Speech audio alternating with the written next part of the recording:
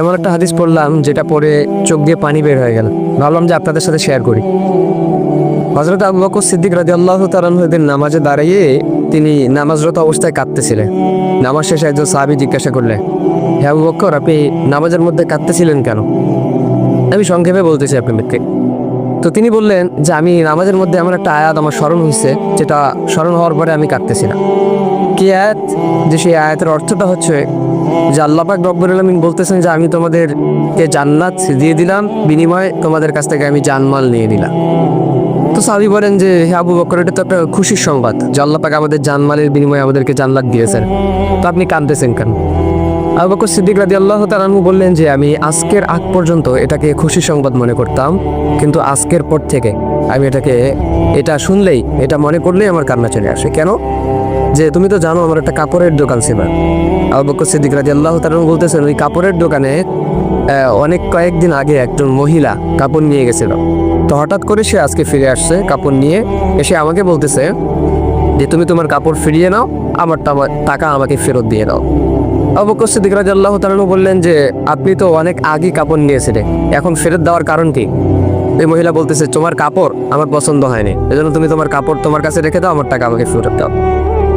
আবু বকর সিদ্দিক রাদিয়াল্লাহু তাআলা আনহু বলতেছেন আমি কাঁদতেছি এটা ভেবে, কিয়ামতের ময়দানে সবাইকে যখন উলঙ্গ করে দাঁড় করানো হবে, সেদিন যদি আল্লাহ পাক রব্বুল আলামিন আমাকে বলে যে আবু বকর তোমার জানমাল আমি তোমাকে দিয়ে দিলাম, বিনিময়ে তুমি আমার জান্নাতকে আমার কাছে ফিরাইতে দাও, সেদিন আমি আবু বকরের হালত কি হবে?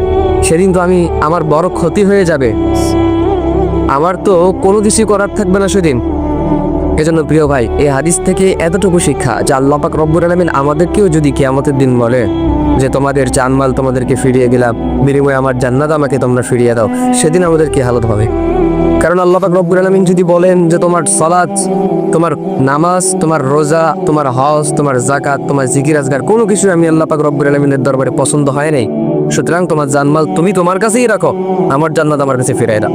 তো আপনি ভাবেন তো, অনুভব করেন তো যে সেদিন আমাদের হালতটা কি হবে? সেদিন আমরা কোথায় যাব? আমাদের পরিস্থিতি, পজিশন সেদিন কোথায় থাকবে? সেদিন তো কেউ কাউকে চিনবে না, সবাই শুধু হাহাকার হয়ে ছুটবে এক একটা নেকির জন্য। তো সেদিন আমাদেরকে যদি আল্লাহ পাক রব্বুল আলামিন এভাবে ধরে ফেলেন, তো সেই আল্লাহ তাআলার কাঠগড়া থেকে বাঁচানোর ক্ষমতা আমাদের ফিরে নেয়। আপনি দুনিয়ার কাঠগড়া থেকে চাইলেই আপনি কিন্তু বাঁচতে পারেন, কিন্তু আল্লাহর কাঠগড়া যদি আপনি ধরা খেয়ে যান, তো সেখান থেকে বাঁচার কোনো উপায় নাই।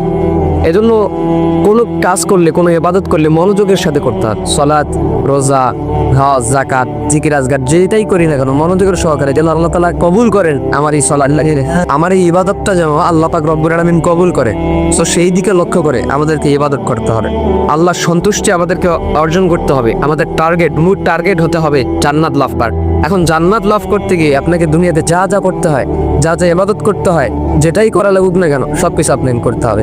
চাই সেটা বাতিলের বিরুদ্ধে জিহাদ হতে পারে, চাই সেটা নামাজ দিয়ে হতে পারে, রোজা দিয়ে হতে পারে, গরিব মিসকিনদেরকে হেল্প করে হতে পারে, সুদ ঘুষ জেনা ব্যভিচার ছেড়ে আল্লাহর সন্তুষ্টি অর্জন করে হতে পারে, নবীর সুন্নাহগুলো মেনে হতে পারে।